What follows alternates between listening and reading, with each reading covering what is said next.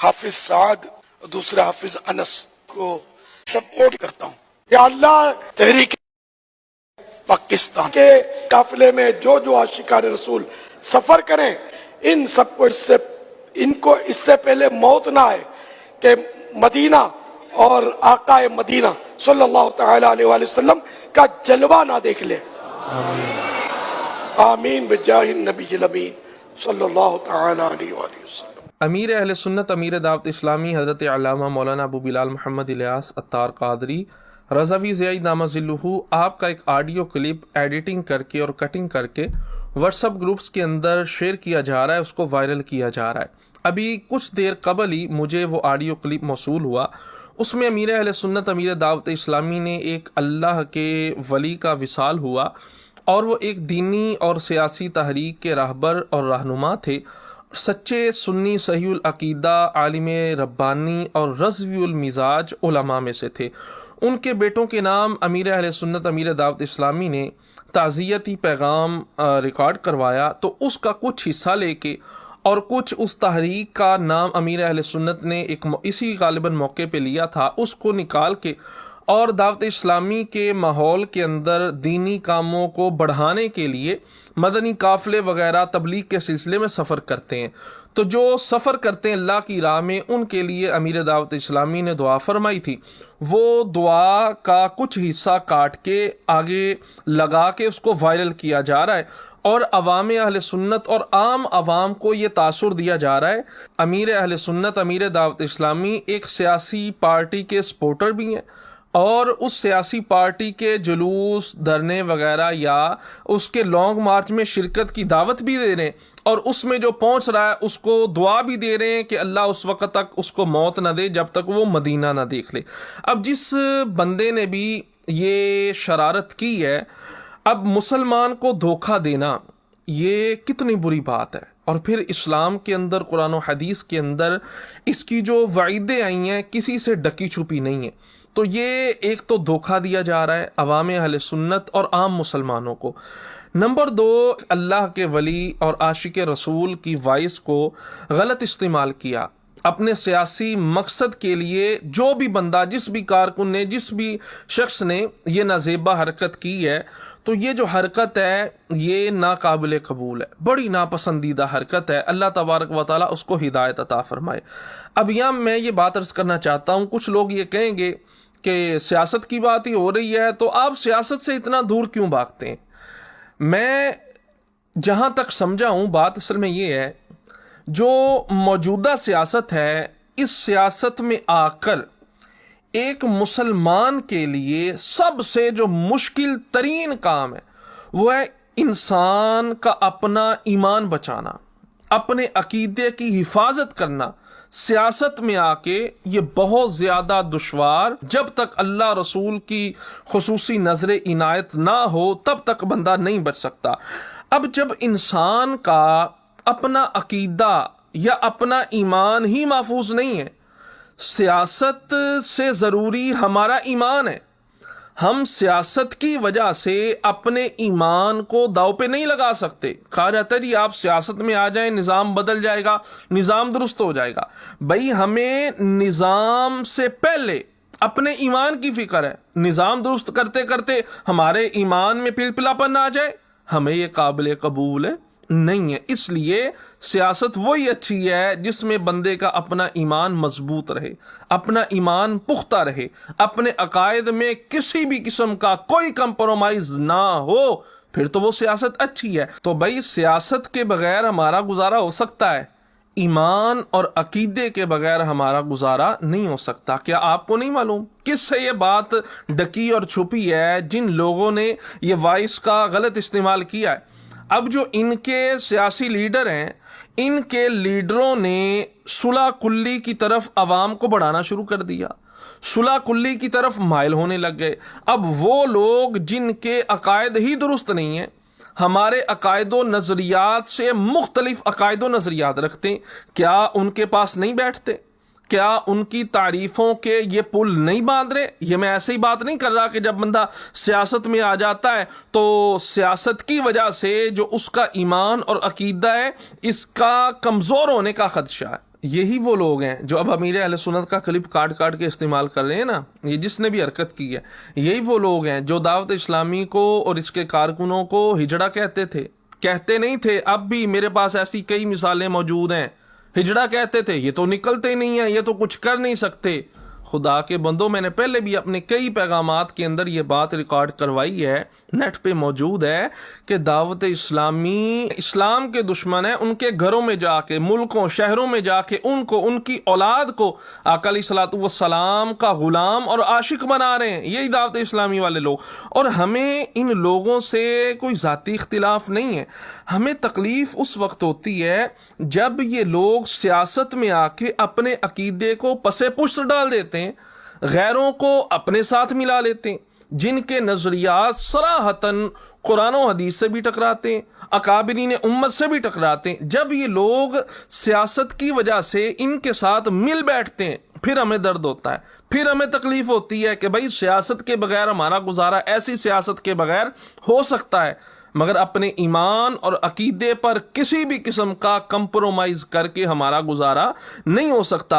اور ہمارے جو بڑے، ہمارے جو اکابرین ہیں، وہ تو ان کے جو اکابرین جنہوں نے اپنی کتابوں کے اندر گستاخانہ عبارتیں لکھی ہیں، ان کے سارے کام کو، ان کے خوابوں کو خاک میں ملا دیا اور ان پر فتوے لگائے. اور آج ان کے پیروکار اور انہی کے متبعین کے ساتھ مل کے آپ کہتے ہیں ہم نظام درست کرنا چاہتے ہیں. نظام بعد میں درست ہوگا، پہلے ہمارے لیے ہمارا ایمان ہے. جب ہمارا ایمان اور اسلام درست ہو جائے گا نا، نظام خود بخود درست ہو جائے گا. ابھی کیا آپ کو اس بات کا علم نہیں ہے کہ انہی سیاسی لیڈروں کا استقبال کیا گیا ہے حیدرآباد کے اندر؟ وہاں پر غیروں کے ساتھ ان کی اپنی تصاویر لگی ہوئی تھی، بینر اور فلیکسز اویزاں تھے. انہوں نے وہاں پہ لا تعلقی کوئی نہیں کی، بلکہ ان کے نعروں کا ہاتھ اٹھا کے جواب دے رہے ہیں. نیٹ پہ یہ ساری ویڈیوز موجود ہیں.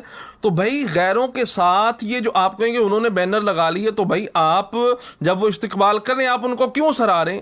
بلکہ آپ نے تو ماضی گواہ ہے، آپ کا ماضی گواہ ہے، آپ نے تو ان کو سلیہ ستارے پہ بھی پہنچا دیا ہے. ان پہ کوئی کمپرومائز نہیں ہو سکتا. اور آپ اس بات سے بھی بخوبی سب لوگ آگاہ ہیں کہ ان کے لیڈر صاحب کی طرف سے کئی ایسے بیانات آئے جو بالکل خلاف شرع تھے. ایک تو بد مذہبوں کی تعریف کرنا، پھر اللہ تبارک و تعالیٰ کے لیے بھی کچھ ایسے جملے استعمال کیے جو جملے کفریہ تھے. اب ان جملوں سے کوئی توبہ اور رجوع آج تک ہمارے سامنے نہیں آیا. یہ کون سا اسلام آپ لے کے آنا چاہتے ہیں کہ اگر آپ سے غلطی انسان سے ہو جاتی ہے، کوئی ایسی بات نہیں ہے، مگر غلطی سے رجوع نہ کرنا، ندامت نہ کرنا، یہ کہاں کی عقل مندی ہے؟ اور پھر اس کے ساتھ ساتھ جو بہت ابھی بڑا کام شروع ہو گیا وہ ہے ہمارے جو خطبہ ہیں، جو ہمارے واعظین ہیں، انہوں نے جناب چک چکاؤ تو علاوہ کم ہی کوئی نہیں، گل کٹن ہی نہیں دے رہے، سر پہ اٹھا کے رکھتے ہیں. جس کے ساتھ کوئی 100 200 ہزار 2000 بندہ نکل آئے، یہ ہمارا یہ ہے، یہ ہمارا لیڈر ہے، اس نے فلاں کر دیا، اتنے لاکھ بندے آ گئے، یہ ہو رہا ہے، وہ ہو رہا ہے. اب میں سادہ سا سوال، میری کسی سے الحمدللہ تعالی ذاتی دشمنی کوئی نہیں ہے، الحب للہ والبغض للہ، یہ ہمارا معیار ہونا چاہیے. اب میں یہاں پہ یہ بات عرض کر رہا ہوں کہ یہ جو لوگ ہیں یہ ایسے لوگوں کی بھی سپورٹ کرتے ہیں تاکہ جلسے جلوس تقاریر ملتی رہیں، کھلی اور صاف بات ہے. اور یہ لوگ دعوت اسلامی کی بھی تعریفات کرتے ہیں ایسے لوگ، حالانکہ ان کے بڑے، ان کے لیڈروں نے آج تک اپنی ان باتوں کو واپس نہیں لیا جو یہ طرح طرح کے فتوے داغتے رہے. کسی نے واپس نہیں لیا. کیا ہمارے آج کل کے جو خطیب بڑے مشہور ہیں، کیا ان کو یہ ساری باتیں نظر نہیں آ رہی؟ مجھے ایک سادہ سی بات بتائیں، ہم اپنے آپ کو امام اہل سنت شاہ امام احمد رضا بریلوی رحمۃ اللہ تعالی علیہ، ان کی وجہ سے ہم بریلوی کہلاتے ہیں. جو ان کا عقیدہ ہے، جو ان کی تحقیقات ہیں جناب، ہم وہ تسلیم کرتے ہیں، ہماری آنکھیں اس پہ بند ہے. اب سادہ سا میرا یہ سوال ہے، کیا امام اہل سنت، امام عشق و محبت اعلی حضرت فاضل بریلوی رحمۃ اللہ تعالی علیہ، آپ نے جو بد مذہبوں کے اکابرین کی عبارتوں پر جو حکم لگایا ہے کہ یہ جو عبارتیں ہیں یہ گستاخانہ عبارتیں ہیں، جو ان کو مانے، ان عبارتوں کو لکھنے والوں کو اچھا مانے، یا ان کے حوالے سے کسی طرح کی بھی تعویل کرنے کی کوشش کرے، امام اہل سنت نے جو اس پر حکم لگایا ہے. اب میں پوچھتا ہوں، ہمارے نام نہاد آج کل کے جتنے خطباء ہیں، کوئی بھی ہوں ایکس وائی زیڈ، اب میں پوچھتا ہوں کیا امام اہل سنت نے یہ جو فتاوا جات لگائے ہیں لکھے ہیں کیا یہ درست ہے یا نہیں درست؟ اگر تو یہ درست ہیں تو پھر جو ان کے متبعین ہیں جو ان کی تعریف کرتا ہے مجھے آپ بتائیں آپ پھر کیسے اس کی تعریف کر سکتے ہیں؟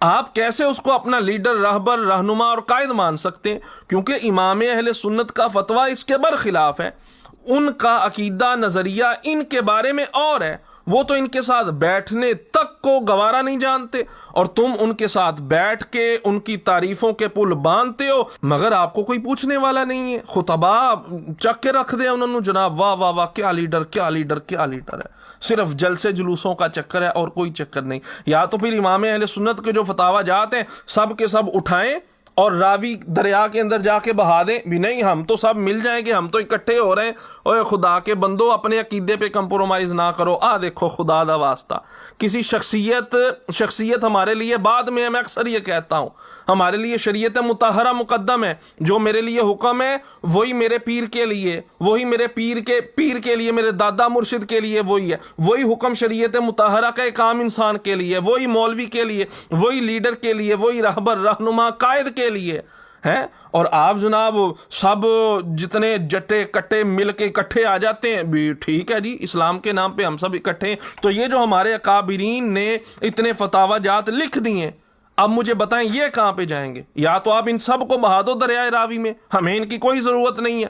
خدا کے بندو اپنے عقیدے پہ کمپرومائز نہ کرو۔ اصل ہمارا جھگڑا روڑا ساری مصیبت یہ ہے کہ جب یہ غیروں کی گود میں جا کے بیٹھتے ہیں نا ہمیں پھر تکلیف ہوتی ہے، ہمیں ان سے کوئی تکلیف اور نہیں ہے، لیکن جب یہ عقیدے پہ کمپرومائز کرتے ہیں نا اپنے اکابرین کی تحقیقات کو، یہ کہیں گے ان کی تحقیقات 100% درست ہیں، 100% درست ہیں تو انہوں نے مننا پایا نا کنے ہاں ہم نہیں ماننا ہے ان تحقیقات کو۔ یہ تو نہیں ہے یہ بھی آپ کہیں ان کی تحقیقات 100% درست ہیں اور پھر آپ جا کے ان کی گود میں بیٹھ جائیں سریا ستارے پہ بٹھا دیں تو پھر تحقیقات آپ در حقیقت تو ان تحقیقات کو آپ جھٹلا رہے ہیں، آپ کا عمل ان تحقیقات کو جھٹلا رہا ہے۔ لہٰذا یہ ساری باتیں سمجھنے والی ہیں، اس لیے امیر اہل سنت یا دعوت اسلامی والوں کی جو بھی پالیسی ہے وہ سیاست میں نہیں آتے۔ وجہ جو مجھے سمجھ میں آئی ہے سیاست میں آ کے موجودہ سیاست میں اپنا ایمان بچانا ہی بندے کے لیے بہت مشکل ہے، صلح کلی کی طرف بندہ آسانی کے ساتھ اللہ معاف کرے مائل ہو جاتا ہے،